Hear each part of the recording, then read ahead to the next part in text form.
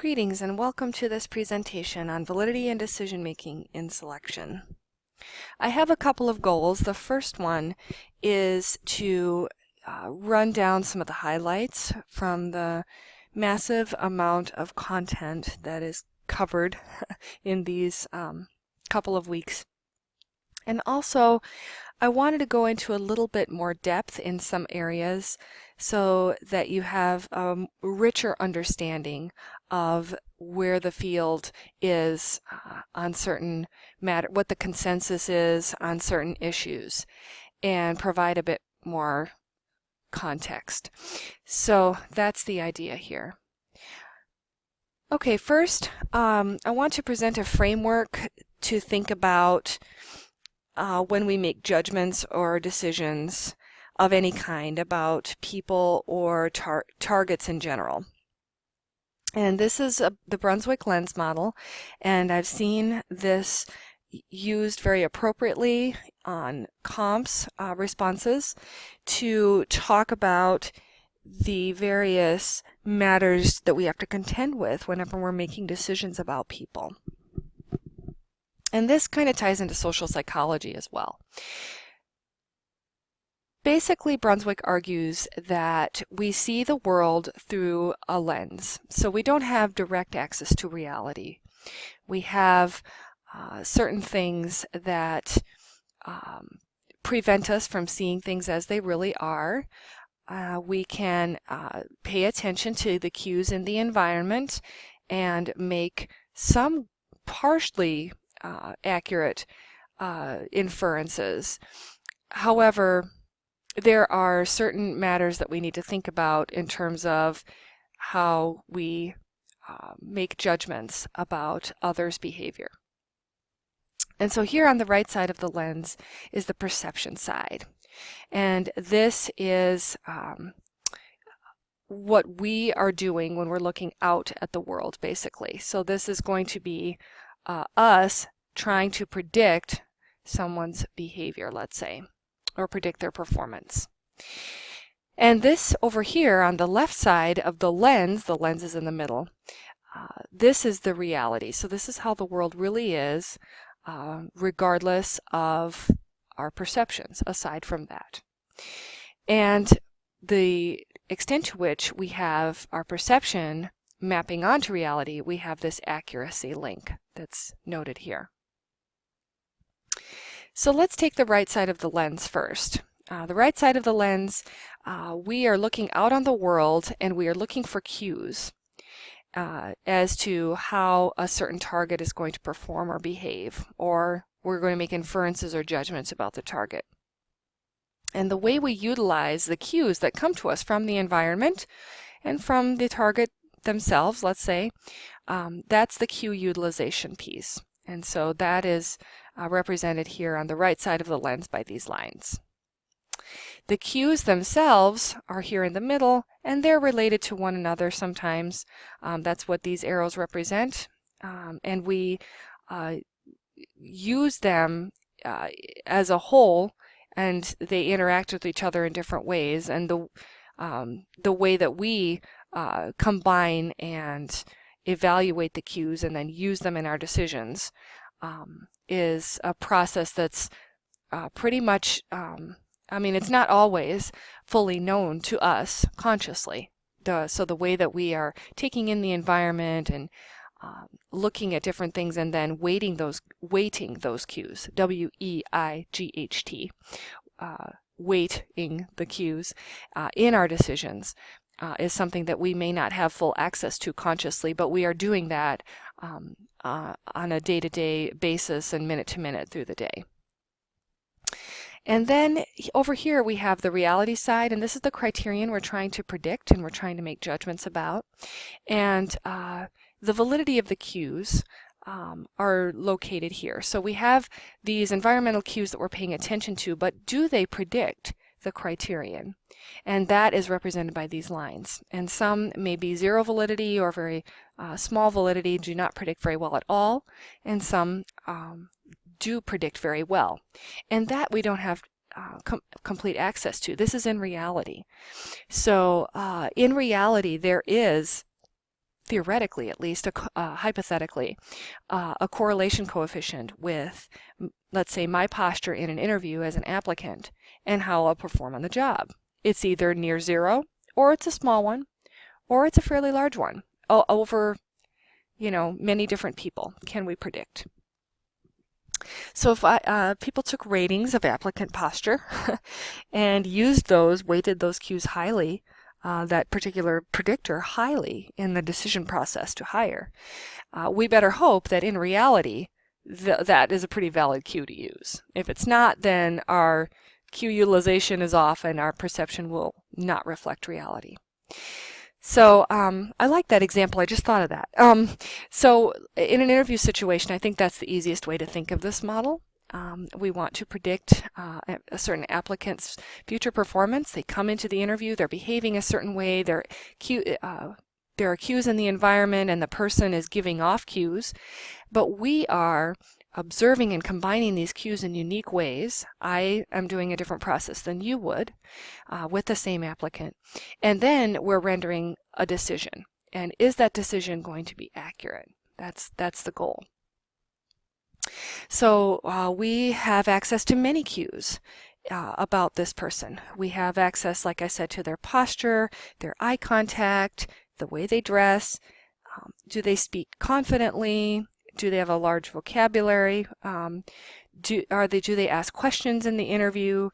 These are all cues that we are using and combining in unique ways to render a judgment. So, and this is just a theoretical framework, and there are some great pieces. There was one in IOP, actually, that talks about using this lens model as a framework in selection. It's a great little article, easy to read. I didn't have you read it for this class, but these are the kinds of models to think about, just to organize. So when you think about answering comps questions, you have an organizing framework that you can plug things into and put together a rather sophisticated response to a particular practical problem. So why don't perceptions reflect reality accurately or fully? What things get in the way of that? Well, there's a couple of reasons. Well, there have been books written on this, by the way. I'm just going to be summarizing. First, people are prone to note exceptions to the rule, and Highhouse talked about this in the article that we read previously. And they give more weight to those in the decision that they make than is warranted when we look at the full population of applicants and what cues actually reflect are actually valid across the whole population. Those exceptions don't matter as much. Remember the broken leg idea that he talked about. So we give those more weight. Also, we are better at detecting simple linear relationships than we detect nonlinears. So these cues, these validities, don't have to be simple linears. They can be nonlinears. So we can have a very conscientious applicant and non-conscientious applicants. Both may be not the best for our selection. We may want the moderate ones, but over a long period of time, we'd have to see many, many applicants to understand that inverse U-shape. And so we generally just do not detect nonlinears very well. We don't detect interactions very well. So if there is a moderation going on with our cues such that I'm trying to think of an example of that in the interview situation. Someone is very shy, maybe, but if they have developed good interpersonal skills, then shyness no longer is a bad thing for our selection. Let's say we don't want shy people not because they're bad, but because shyness relates negatively to job performance or it doesn't predict very well. So shy people don't perform well. Let's just stick with that.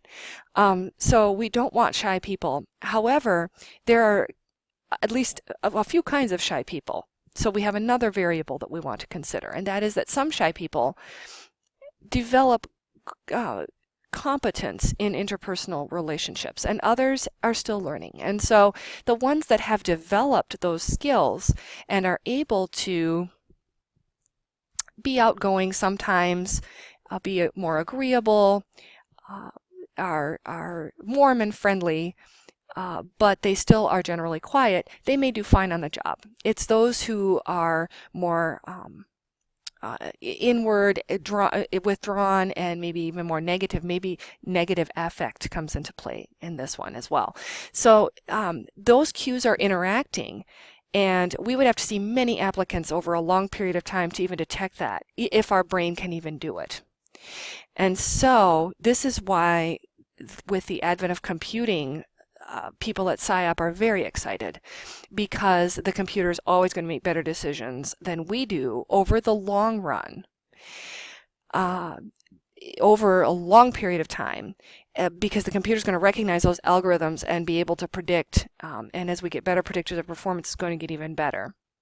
So our judgment is going to get less and less important, people have argued over time.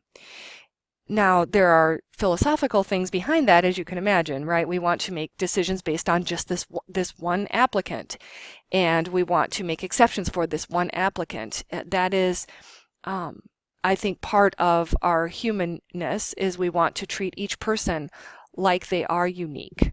And when in reality, the algorithm is making this decision based on many, many, many people, and it's saying the probability of this person doing well in the job is still not good, but we want to override that.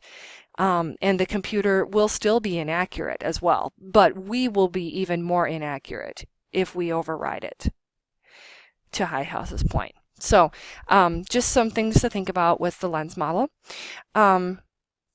So I gave some notes at the bottom of this slide as well, just some different examples of cues that could be picked up through the environment that people might want to pick up on, and just some further information. All right, and we can talk more in class too about this. Please ask questions.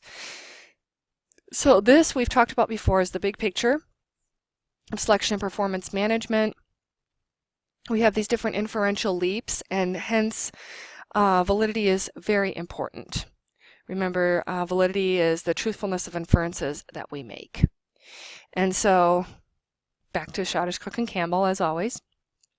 And remember the kinds of validities that we have. We have the content validity and the criterion and the construct, and those work together with one another. It's not like one is better than the other. They are all important. In fact, at SciOp each year, they talk about in the HR sessions, mainly in the selection sessions, about how important all of these are.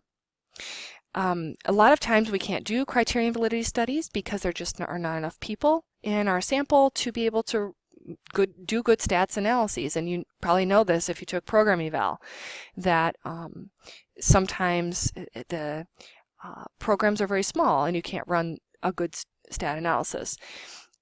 So content validity can take the place of criterion validity if it is necessary. And that was something that I have heard. This is something I've heard at SciOp many times. The legal experts there say that the courts are very happy with well done content validity studies, and that is going to be important for going to just backpedal here for a second. For these inferential leaps, for example, leap 2, you're going to want to do a good content validity for this, and also for inferential leap 3. And so that's going to be important for content validity as well. And then you can sometimes do criterion when you're trying to link up, oh, I guess it's not this this particular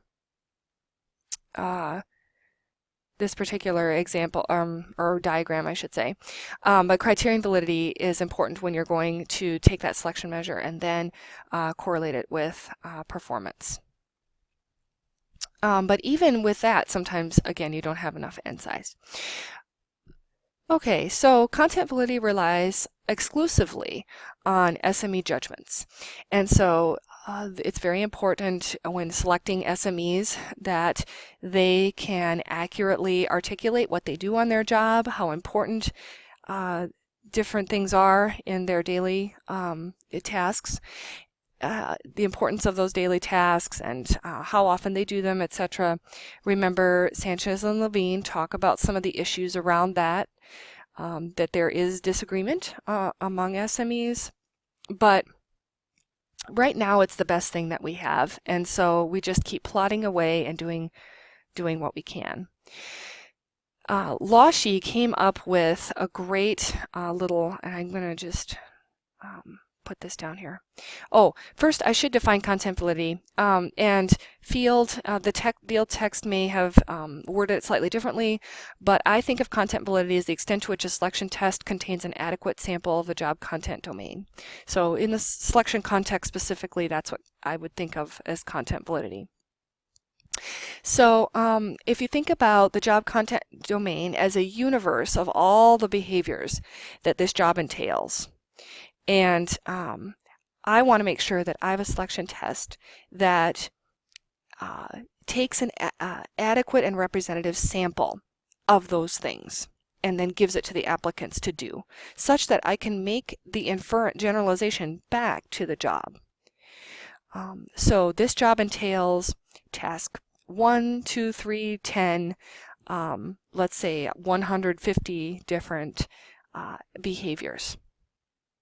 And so my selection test, I want to be able to sample representatively from that universe of possible behaviors or content domain, and then that's going to add to content validity and ensure that we can make the leap that this selection test is reflective of what's actually going on. Because if it's not, then we have a big legal problem. All right, so let's see. We have this formula here that is not important to know. I've just given it to you basically for reference, but I want you to know that it exists and when to use it. So basically we use this CVR, or content validity ratio, is when we have SMEs and we have a certain number of them, and we ask them to rate each of the items on the selection test as essential versus non-essential for good performance.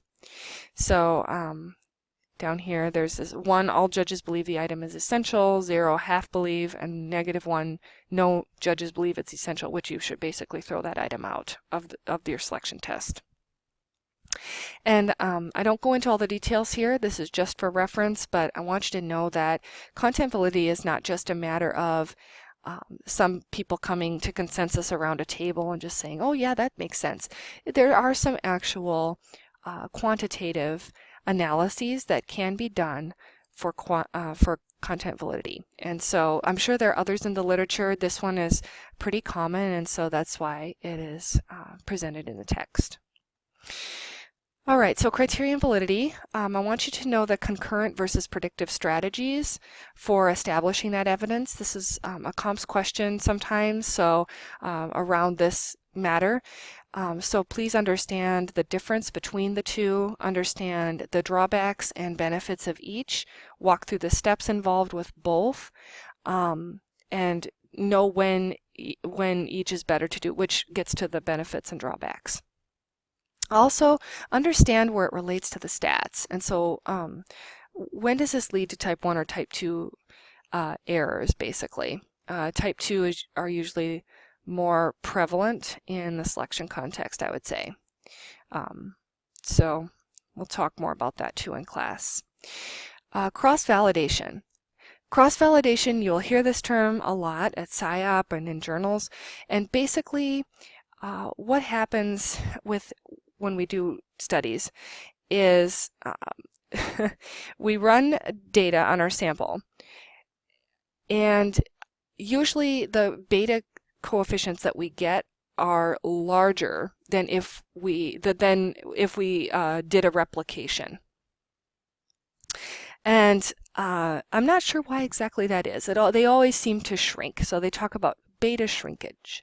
And basically that's what they mean, is that you have the data fitted to one sample, but if you are really going to do a good job of making sure you get proper beta parameter estimates, you would run the study 100 times on 100 different samples, and you would take the average of those betas basically across all of those. And so cross-validation is this idea of trying to make sure that our beta coefficients that we're getting for our selection tests, so we have a job where we have cognitive ability measure, we have conscientiousness, and we're using a linear regression to predict performance with those assessments. Maybe we have a biodata pre-scan or something. And basically, we usually have an overestimate if we just do one sample. And so what the authors are talking about in the text is we have to do a cross-validation where we develop the regression equation on one sample, and then we use another sample to validate it. Same thing when we're making a selection test, any selection test. We want to correlate that test with performance, but realize that beta that we have, or that R, is probably an overestimate. The big data methods are getting better with dealing with this issue. They have cross-validation built into it, but they have almost limitless n size. And if you have big companies, you'll have access to this kind of data. And so taking a class in big data might be helpful for that. But in smaller companies, cross-validation is not always possible. And so just know that, and you can do the best you can with it. And there are some good instructions in the text for that. All right, moving on. Factors that influence the size of validity coefficients. Please know these. I'm not going to talk so much about, in fact, I won't talk at all in this session about violation of stat assumptions. That's, I think, covered in other places, but that can lead to either type 1 or type 2 errors, as Schottish, Cook, and Campbell have talked about. I think mainly type 2 they lead to, but I know they can lead to both depending on which error. I know type 2 heteroscedasticity could lead to either one, but mostly type 2, as Guinness has said. Reliability and criterion, the criterion and predictor reliabilities, remember, always depress the correlation. So that I'm not going to go over anymore. We already went over the correction for attenuation, so know that exists and you can use that, and that's what's used in the meta-analyses that we read. Restriction of range, there is a formula that corrects, I think it's in your text and the citation for that. This text is a great resource. I refer to it all the time, just even to get to the original source. So they do have the correction for range restriction in there. There's some debate about whether to use it, but I would say use it with caution and just let people know that you did use it, of course, and make sure that they know that it is an overestimate. When you do correct for range restriction, you're going to have a larger correlation than if somebody went and tried to replicate it without doing that range restriction correction. And we'll talk more about why we'll see range restriction in the selection context. And then finally, contamination. Construct contamination will definitely mess with the validity coefficient, and I talked about the two ways that it does that back in program eval, so go over those slides again if you don't remember about the contamination and deficiency, and also the idea of, the shared contamination leading to type 1 error. So remember, when we have bias on the criterion side and the predictor side, and they're in the same direction, then we're going to have a type 1 error, because and it's going to be it's going to be an artifact. it's not going to be real. So this correlation between, remember, someone's interview scores and their future performance.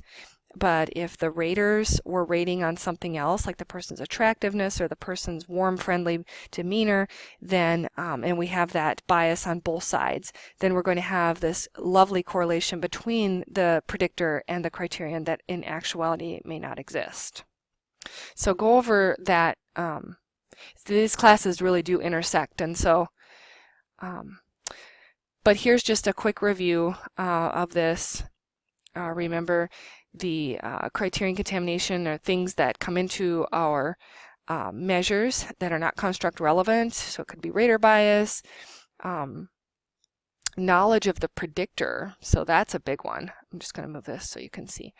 Knowledge of the predictors, so if we are rating someone's performance, but we know that they had a lovely interview score when they came into the org, or we had a wonderful first impression of them when they were an applicant, then that can impact and bias the way that we rate them later. Attractiveness and liking may matter. Although that's debatable. Remember our reading in program eval with the liking aspect. We think that that is not relevant. We think it's construct irrelevant, but actually, remember, it's Spector and Brannick talked about the idea that liking, that good performance can actually cause us to like the person better. So it's not a contamination effect, but more of a causal link. Pardon me. The deficiency aspect, remember, these are parts of the construct domain, the criterion space, that we are not capturing in our measure of performance. So that's the deficiency part. All right, moving along. Range restriction. So this is this lovely example of what happens in the selection context. And that is that we don't get a full regression line. And the reason is because we don't have access to certain people's performance scores because we didn't hire them. And that's because we only hire the top people that did well on our selection test. So we have, that's called truncation or range restriction on Y, or the performance. And so what happens here is that we have the selection cutoff that is right here. I think that's the line that I made the selection cutoff. So the selection cutoff is here. And so these blocked off areas are data we don't have access to. Yeah, so the performance cutoff, the selection cutoff is here, and that is where we say anyone below this score we're not going to hire, and anyone above we're going to hire. Okay, so we have these people here at that point, all of these to the right of that cutoff.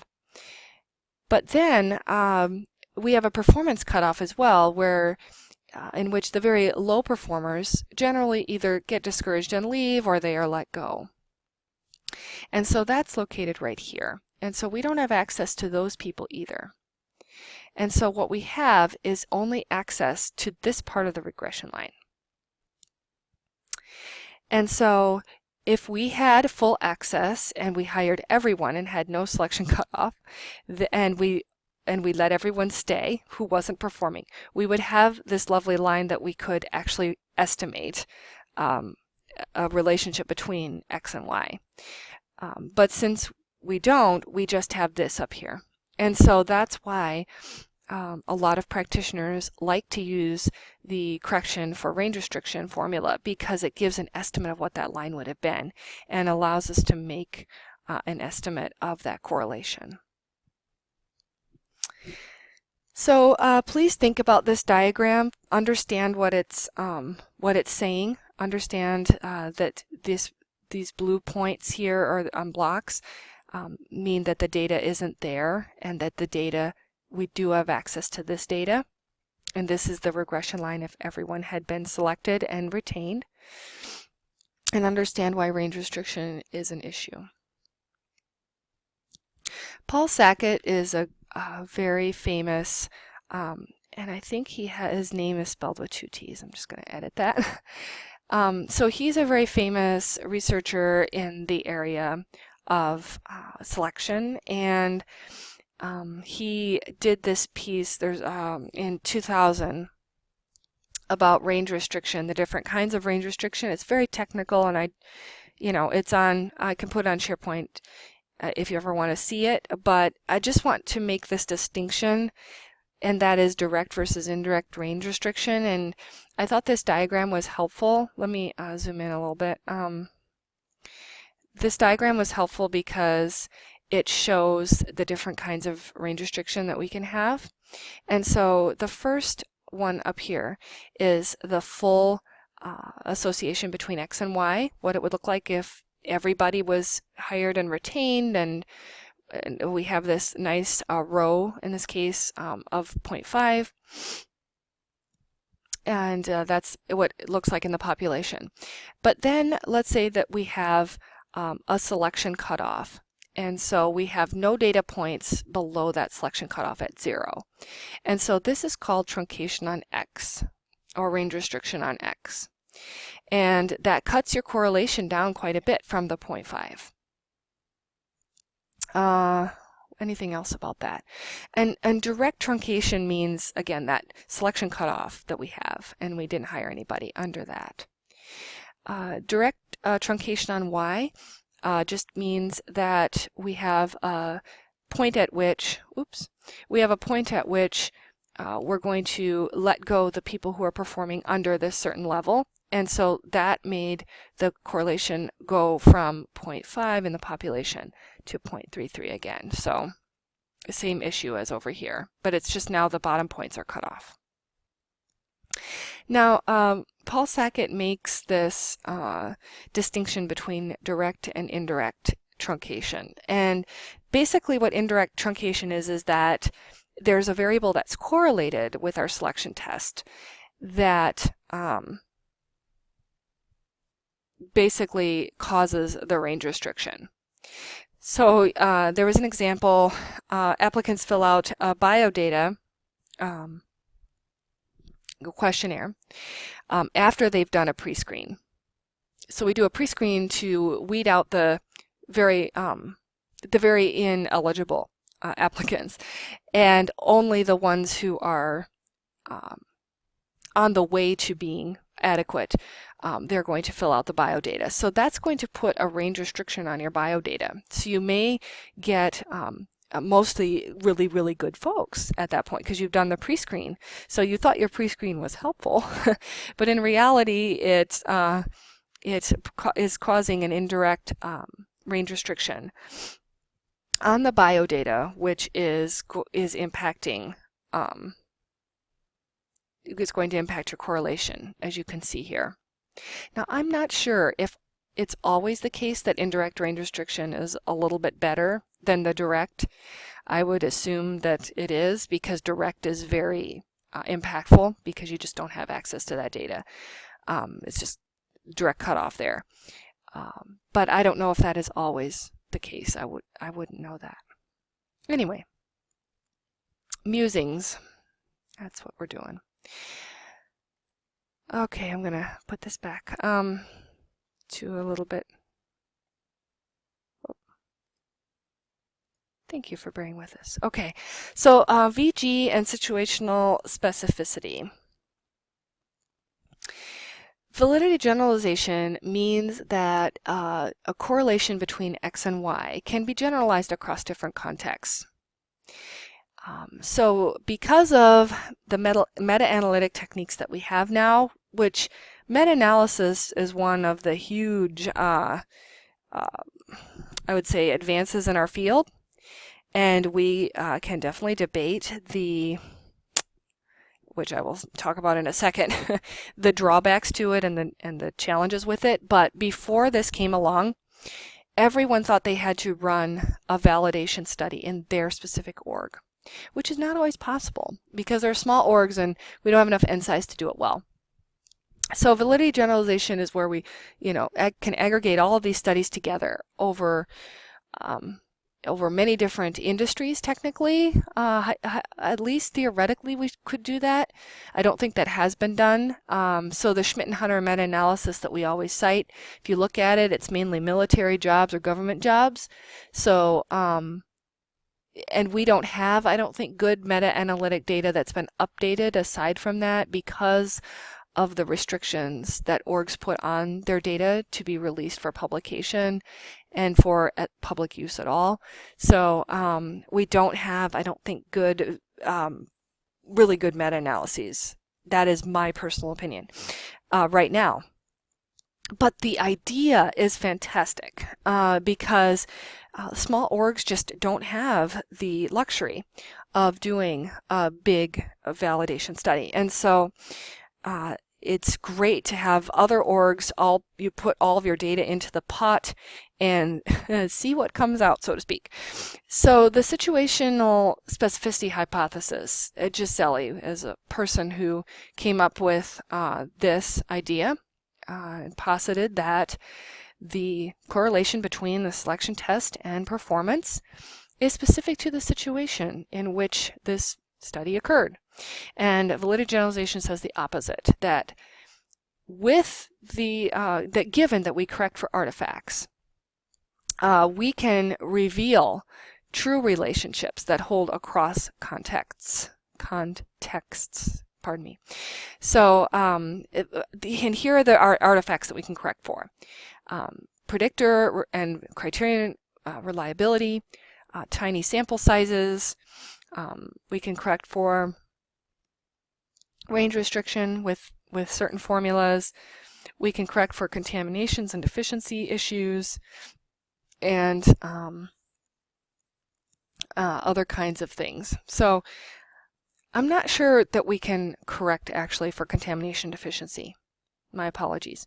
Some artifacts we can correct for and others we can't. So we can correct for the range restriction, the unreliability, and sampling issues, sampling error. I don't think we're very good at correcting for contamination and deficiency, but it is an artifact. And also there are errors, obviously when we compute things in data. Also statistical, I didn't think about this, but it's not on the list, but violations of stat assumptions would be an artifact. Basically, an artifact is anything that's detracting from the true relationship between variables or among variables. And so those are things that contribute to wrong inferences, basically. Now, another great step forward in our field is we have a real-time meta-analysis site that we've talked about in class a bit, the Metabus, and in SciOp, there is always a session or two on the Metabus, and as happy as I am and that this is here for us, I have not really checked it out yet, and I haven't been able to get to the SciOp sessions because something else has always come up and prevented me from going. But I am so grateful for the wonderful folks who have, and the donors, whoever they were, who made this site happen. So the overall consensus in the field at this time, I just want you to know, basically, people in our field do not think that it's necessary to conduct validity studies within each organization for every single job. It's not possible. It's not practical. A general mental ability or cognitive ability test can be expected to predict job performance in most, if not all, employment situations. That's the basic consensus of our field, and we can debate that. But that is what currently we kind of accept for now. However, there's adverse impact implications, and so we always have this validity adverse impact trade-off that is talked about all the time at SciOp and in our literature. So criticisms of VG. Well, they're in the textbook and I want you to know them. And I've already talked about some as well. Just that, first of all, we don't have good ones that exist right now due to certain feasibility constraints, I would say. Also, we're lumping together different measures of the same construct, and the proliferation of construct in our field, to me, is really muddies the waters for us to make much headway in the field. The trade-off is that if you have a new construct and you don't like a measure that's out there, you can always make your own. And I kind of like that freedom as well. But there's no consensus of when to use which measure, and are they all measuring really the same thing, or are they slightly different things? And when you lump them all together, it makes it difficult but all that said, it is a tool, and we are doing the best we can with it. So also, one more thing, we're going to talk about this later in the class as well, but this idea of let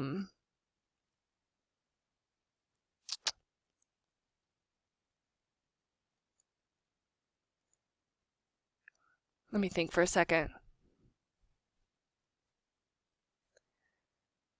I think this is a typo. My apologies. The idea here is, let's just delete that part. When a correction is applied, or these corrections are applied, validity looks a lot better than it really is.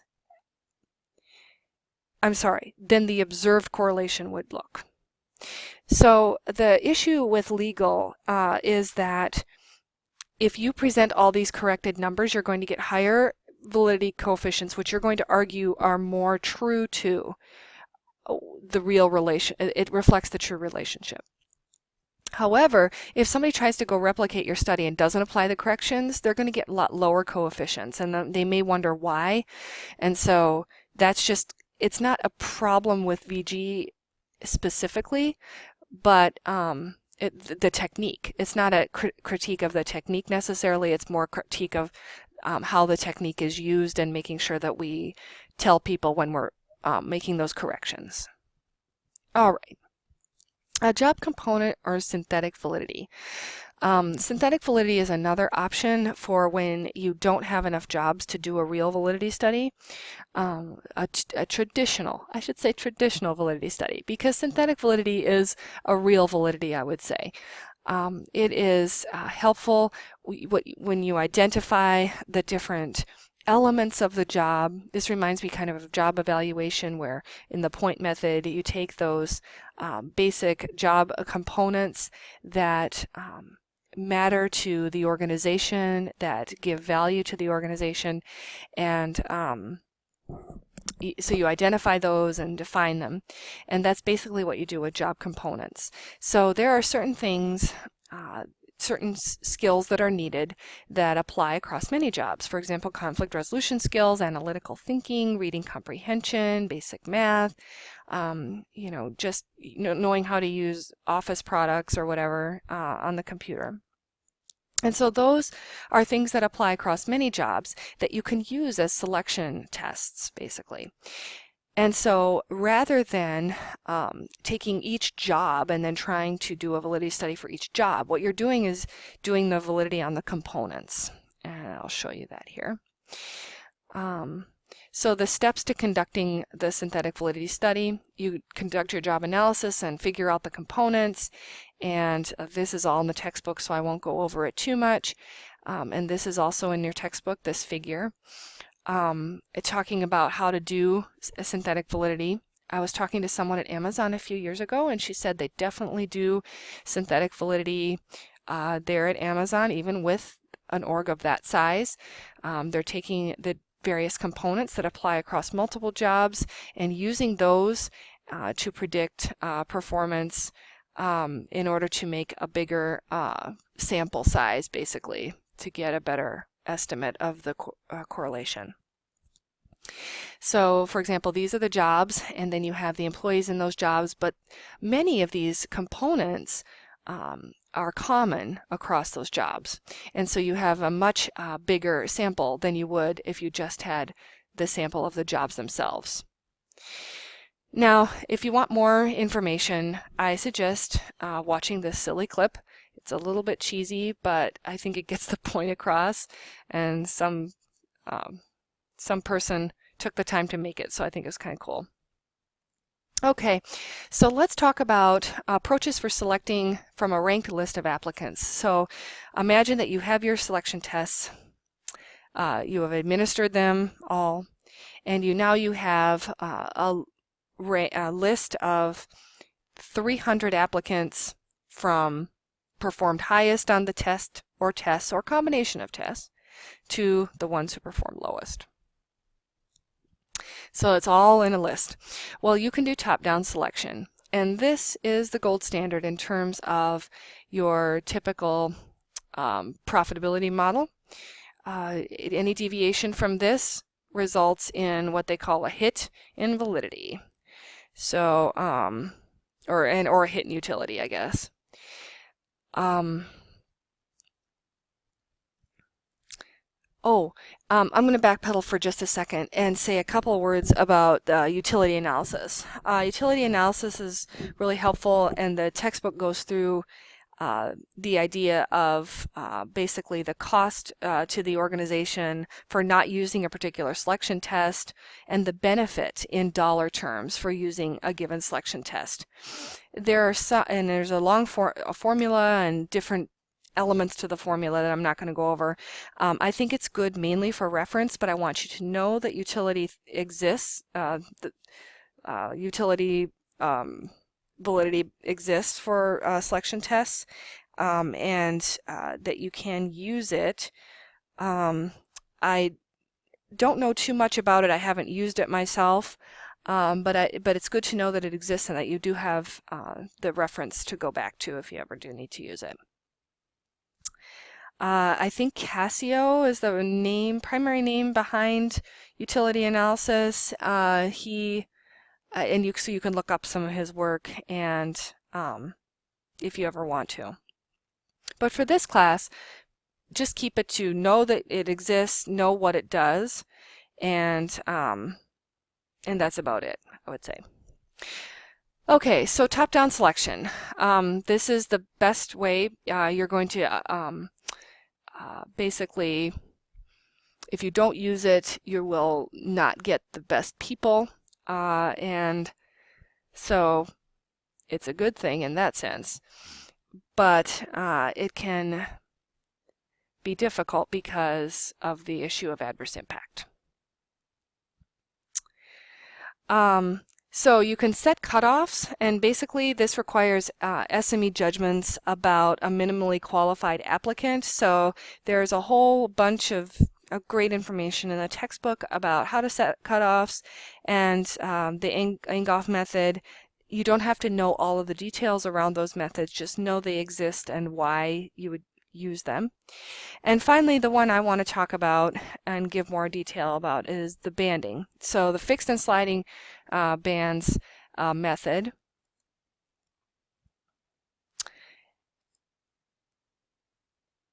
All right, so it's important to note why the philosophy for why this technique exists.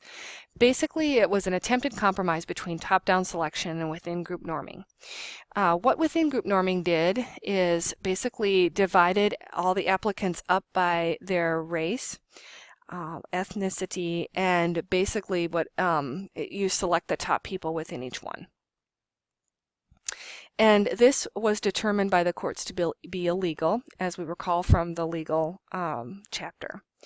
And it's never, the courts have determined as of now that it is never a good idea to use someone's ethnicity in the selection process, whether it is to exclude someone of a certain race or include someone of a certain race.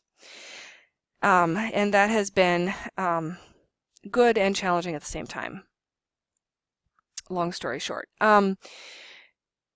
Basically, what the philosophy behind this is to try to get the best economic bang for the buck, so to speak, and also accomplish social objectives that we want to accomplish. This is where the math and the business side meets the historical, social, and values and philosophy side. So I will try to be very brief. And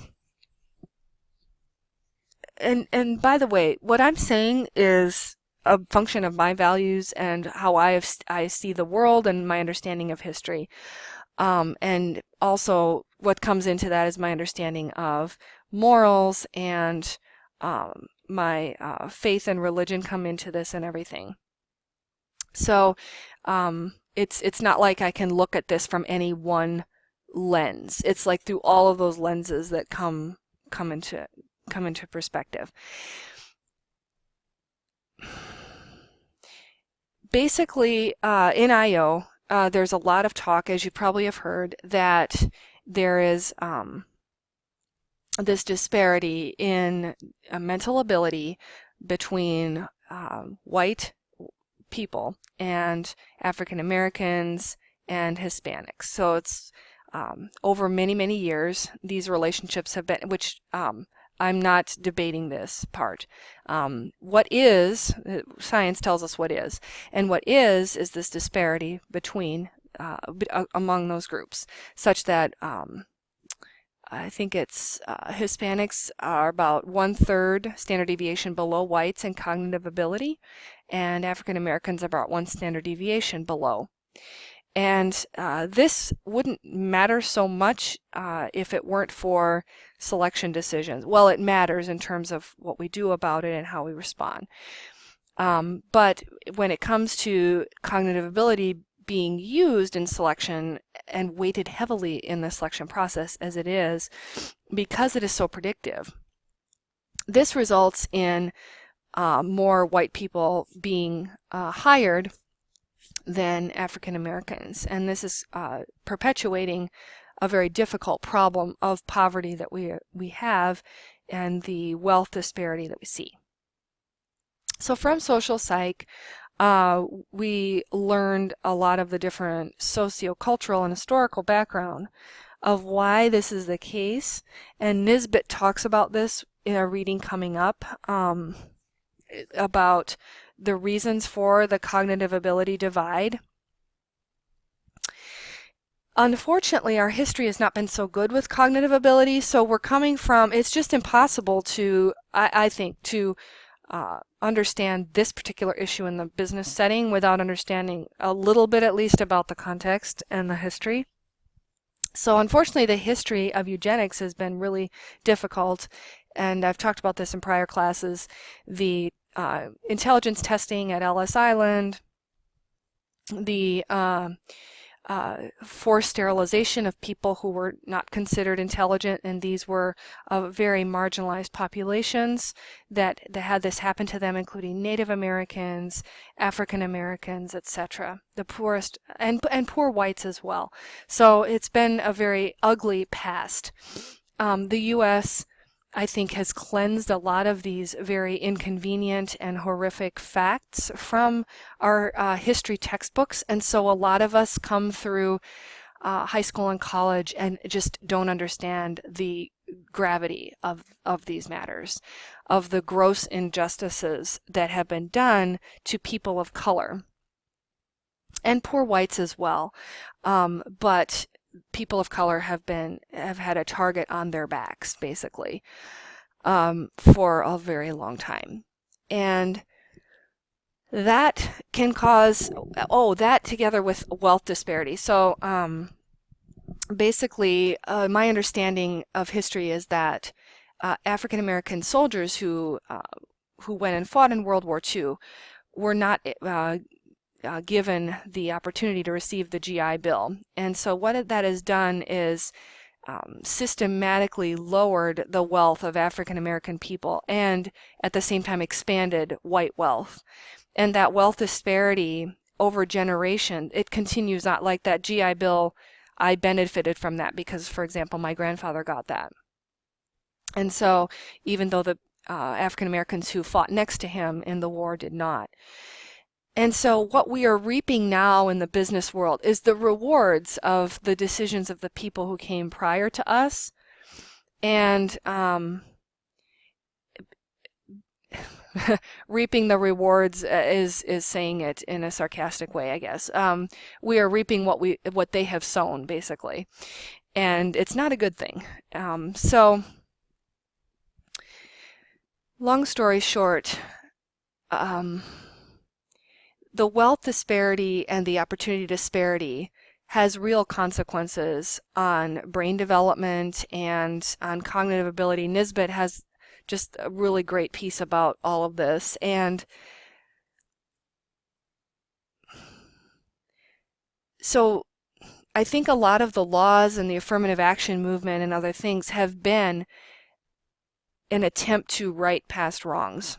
Even though we were not involved in the GI Bill decision, the people who we meet in organizations and the people of color who and all of us who we interact and those who we interact with have been deeply affected by this, and we have been affected positively who are in the more privileged positions. And so there's this attempt to right the past wrongs, and so that is why I think banding has come about. And it's not said this way in the literature. It does. It says it's there to right past wrongs, but it's not really expounded upon. It's not really, talked about the philosophy behind it as much as it's just kind of stated. And so we have, and you'll see this in the literature, is these different arguments between Frank Schmidt and Campion and Cassio and others who are trying to say, top down is not the best. We need to have a system where we're trying to maximize profit while at the same time we're trying to equalize things in our social world that are very unequal right now. And so who is going to how are we going to equalize things for folks, basically, is the question. Is that on the businesses? Is that on the schools? Is that on the culture at large? Who should bear that responsibility? I consider it an opportunity. Actually, it's an opportunity to equalize. But in the business world, it's considered a cost because it's top down. We can't do top down now anymore because of the historical wrongs that have been committed. We're not on an equal playing field in order for top-down to work and be fair. Now we're in a situation where things are very unequal and we need to equal, and in order to equalize things, there is going to be a cost to the org. And that's just the facts as I see them now. And that's how a lot of people talk about AI, basically adverse impact, and Oots, and I used to say his name Outs. James Oots is at PSYOP. That's how people said his name. So he had a wonderful career of talking about some of these things and getting us to think them through. And the book that he edited that we're reading for this class talks about these matters. So there's this trade-off between profit, basically, and doing something wonderful for society. And not everybody sees it that way, but that's the way that I see it. And so, when people in the past do things that are not right, it causes suffering for many, many generations. And that's something I've learned not just in this realm but in other realms as well of my life, is that when when our parents don't do the right thing, when our grandparents don't do the right thing, we definitely feel those effects. And so it's the same thing here. That's how I look at it. Okay, so back to banding, so that's the philosophical background. The technical pieces. Okay, so we have the standard error of measurement, and this is used to establish the limits for the true score of a person who achieves a given observed score. And so it's typically measured like this. We've talked about this in the past. It's that standard deviation, the standard deviation times square root of the 1 minus the reliability. Now, there's been an update to this. Gasperson et al., and I can put this up on SharePoint, has developed another formula, and there's a technical explanation that they give for that formula. I don't want to go into it now. It would be so boring if I did. Of course, it's fascinating to me, but it's always a balance for me to get the big picture and not get too much into the minutia, but just so you know it exists, and make sure that if you ever get into a selection context and do banding, if they do banding in the org, you have at least do it well. That's the goal. If you're going to do banding, do it well, if you do it at all. And then the standard error of the difference, this is you take the SEM or the SEE, whichever one you use, and divide it by 2, the square root of 2. And this is used to determine whether true test scores of two individuals differ reliably from each other. So if you have a list of ranked ranking of scores on the selection test, what you want to do is put them into bands where they're not significantly different from each other. That's the idea.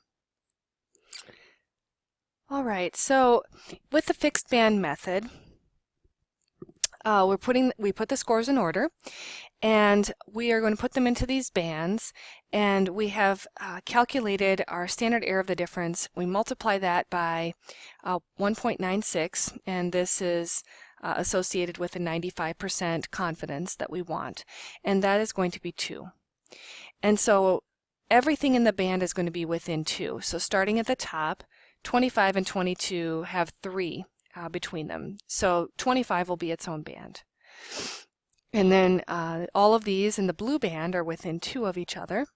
And then we have a kind of a natural break here, so we have 16 and 14 in their own band, and then the bottom ones in their own band. And so when we do fixed bands, we start at the top and select the first person, and maybe we have 3 positions we need to fill, let's hypothetically say.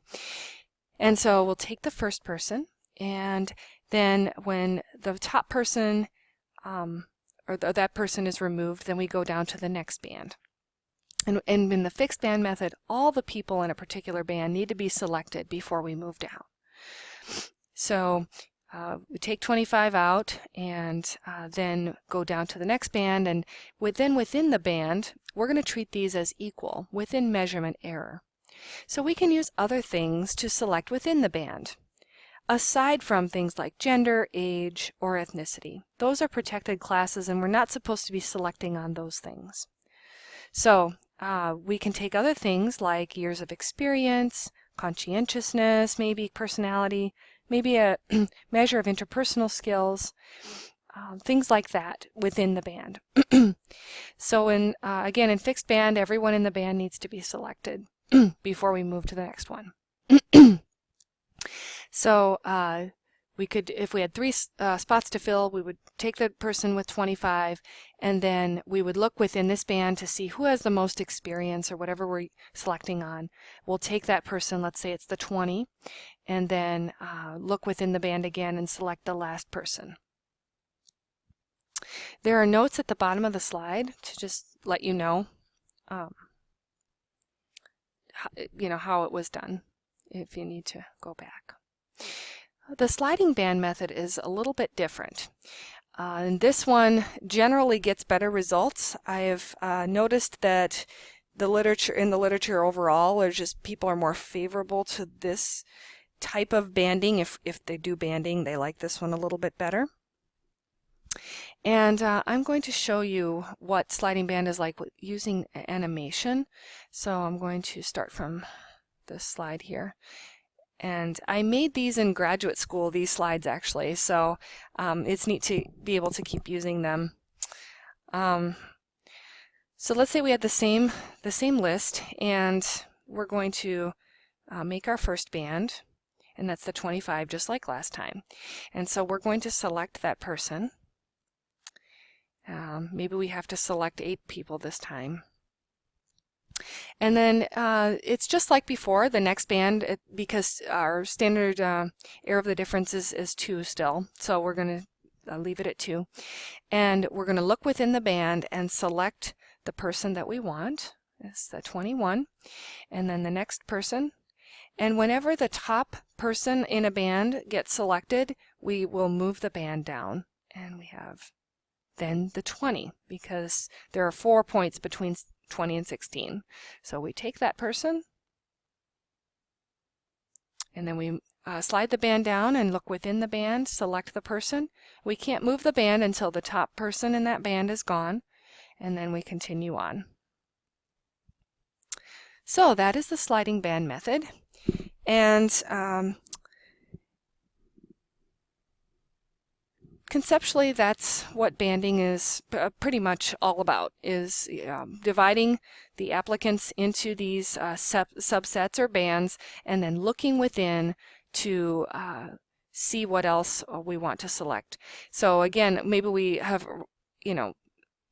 have a test of cognitive ability, and so we have ranked them on that, and then within the band we want to look at years of experience or personality things in order to select.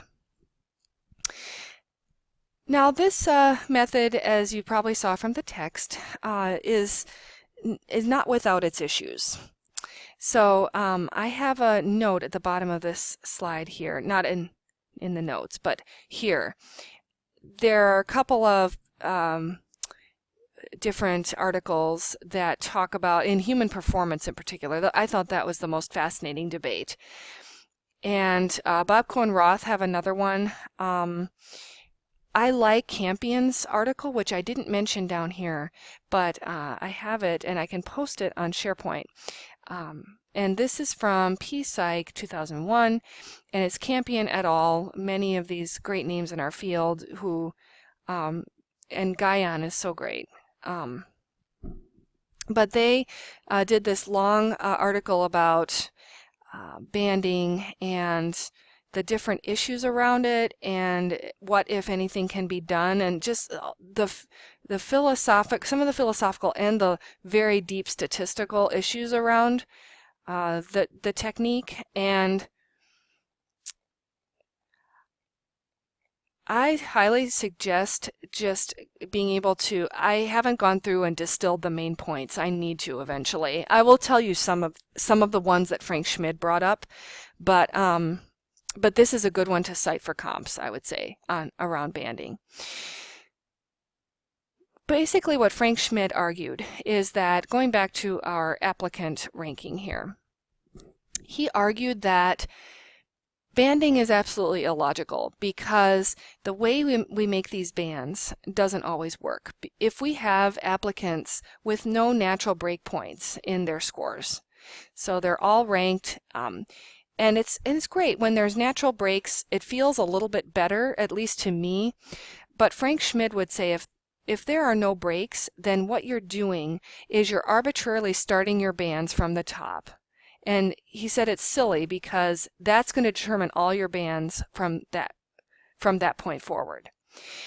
And let's say you had a 19 between this 20 and 16. And so you have your band, you start here, take that person, and then you move down the 22 through 20, and that's your band. But the 20 and the 19, if there was a 19, are 1 apart. So why does that person who has a 20 get in this band, the higher band, and the person who's 19 doesn't? He said it's illogical. It makes no sense and shouldn't be used. So this is the argument he made in this piece in Human Performance 1991, why all banding procedures and personnel selection are logically flawed. He basically hates the practice and thinks it's silly. In my personal view, I have not seen anyone refute that logic. Banding is done because people, in my opinion, what I've seen is that they do it for value's sake and not because of the math makes it pretty or even logical, as Frank Schmid has pointed out. And Frank Schmid doesn't like that. So there's this debate back and forth. He says, if it's not scientific, give it up. Don't hold on to something just because of what ought. Don't say what is because of what ought. And so it's a really fascinating philosophical issue in some ways, if it weren't for people's lives kind of at stake in this, and people's wealth and jobs kind of hinging on how we're doing this. And I am the first one to say that I do not have all the answers here, and I don't think it's fair to make organizations bear the entire burden of a whole generations and centuries of abuse of people groups and basically decimating them. It's not fair for corporations to own all of that. It was a systemic issue to start, and it was around way before any of us got on the scene, right? And it's going to be a long healing process forward that's going to involve, right, the systems perspective, right? Multiple, we know this from orgs, the systems perspective, that just one piece of the system can't fix the entire thing usually. And so this involves, public policy, obviously. This involves wealth distribution, how that's done, how, government works, how our education works, and what we value. It really comes down to that. A lot of it comes down to that. How to create wealth in a sustainable way, in a fairer way. How do we do that well? And that's something that goes way beyond the scope of this class, but it all matters because it has real impacts on people. So that is my impression. I'm just summarizing for you what I think. You feel free to read and come to your own conclusions on this. From all the reading I've done, I'm trying to give you the high level that you don't get when you're just reading the individual pieces that they do write, until you read them all and integrate them together. So I'm trying to give you the high level. The high level I see is that this method is probably mathematically flawed, although it is admissible in court. So to my knowledge, banding is very accepted as a method, even with these critiques of it. And so I want you to know about it because organizations may ask you to do it, and so I want you to be able to do it well, but knowing the critiques behind it and the issues behind it, so that if anybody asks you, you can talk about it and maybe have a conversation. Maybe there's some things we have still to learn about doing this better. But I'm telling you what we know now so far and how it's done. All that said, so Frank Schmidt had these, mathematical, logical issues with it, and the people who really care more about social justice and corporate responsibility say, let's do it anyway because it gets more diversity in our workforce. And I think Cassio made that point, if I'm not mistaken. And it gets to us a little bit toward our goal. It's better than doing nothing. It's better than doing top-down only. And it shows that you do care about the societal impacts of what your org's doing. So I think that sometimes it's about showing people that you're doing due diligence in that direction. But Frank Schmidt would say you're being unfair so here's the other side of it. Frank Schmidt would say you're being unfair to the person who got the 19. Why are they in the lower bracket? And so with your method, you're being unfair. So I don't claim to have the answers. I'm just telling you what is. All right, it is what it is. Okay, so objections to banding. And I think these are from Bobko and Roth.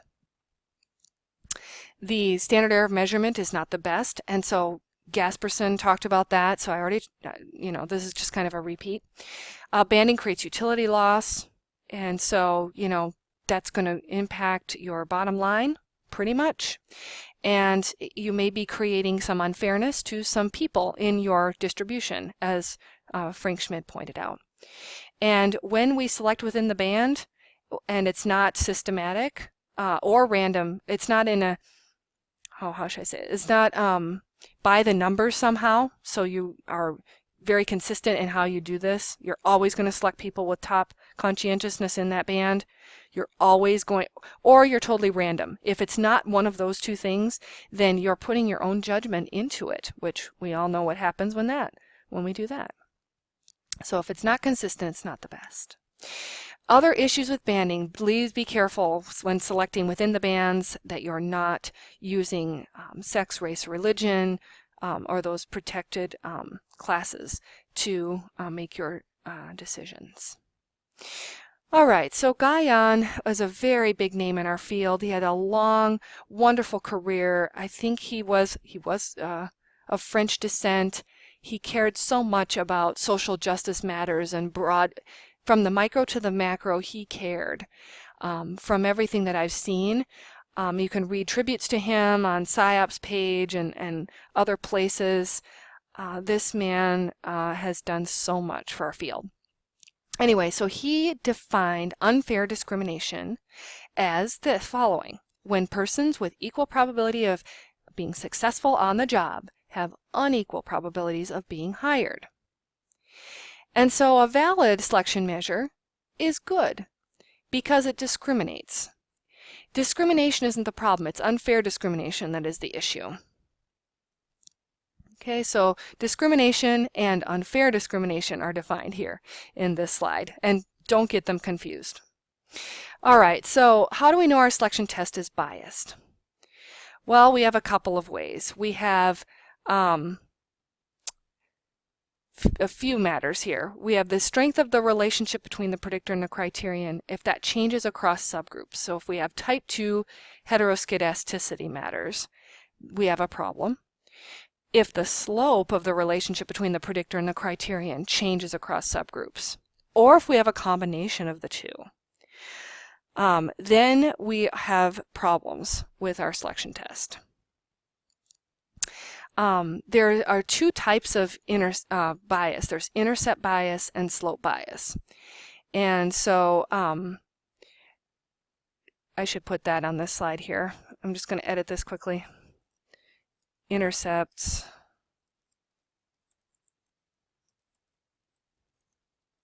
Thank you for letting me edit on the fly.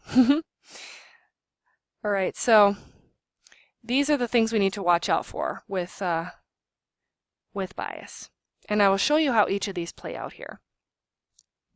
Okay, so the first case is no bias, and that's very helpful. What we want is for our regression lines for the two subgroups to be superimposed on one another.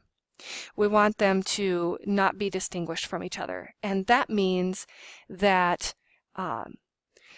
Guyon's unfair discrimination criterion has not been met. And remember what he said is when people with equal probability of doing well in the job have unequal probability of being selected. So and that's, you know, and so when people have equal probability of doing well in the job, they have equal probability of being selected. That's what we want, and that means no bias. And that also means that the two regression lines, or the three, or however many subgroups we have, will all be superimposed on each other and look like this. So we may have different means. As you can see here, almost always, we'll have minority groups who have been traditionally discriminated against or have less opportunity than other groups. They will have lower means on their selection test. So here, the blue distribution or scatter plot. This, by the way, is a scatter plot, and I just used these ovals to represent the scatter. I didn't put all the scatter dots in here. But remember, the mean is in the middle of this, on the regression line in the middle of the distribution. So we have the minority mean about here, and we have the majority mean is going to be up a little bit on the line about here. And so if you go over, okay, so if you drew lines over, you would have, I wish I should have done this. I should have actually drawn them over. But if you drew them over, you'd have a gap here in performance, and you'd have a gap, an equal gap, on the predictor score. So you'd have the non-minority group doing better, the majority group doing better on the predictor score, but they do also better on the criterion. So it's fair. It's at least fair. So they have differing means, so we have adverse impact, maybe, but we don't have test bias. Okay? It's an unfair discrimination issue. Now, if these lines start to separate, there's an issue. So here we have intercept bias, where we have the same predictor score. Let's say this is the cutoff right here in the middle. So we have this is the cutoff, and this is our reject, and this is our accept. And we have people who have the same scores on this predictor, doing different on the job as far as performance. So if you went up on this line here and you drew a line over here to their performance, you have unsatisfactory for the minority group, and people who do just as well on the selection test do better on the criterion. Why is this? Well, this is something that you would talk about in comps or on an exam for this class. Maybe there is bias in the criterion. But something about this selection system is wrong. Because people who do the same on the predictor, in general, should do about the same on performance. And they don't in this case. So that is intercept bias. And we'll talk about how to test for these statistically in a later time. I'm already running way too late on this, and so I want to get going. Okay, so slope bias. Slope bias is when the subgroups have different slopes. And that's not good for your selection system here. Something is off. Either our predictor we need to change, or our criterion, or both. Slope bias is difficult to observe statistically. Remember all the reasons why we can't find moderation. Remember moderation with the subgroups.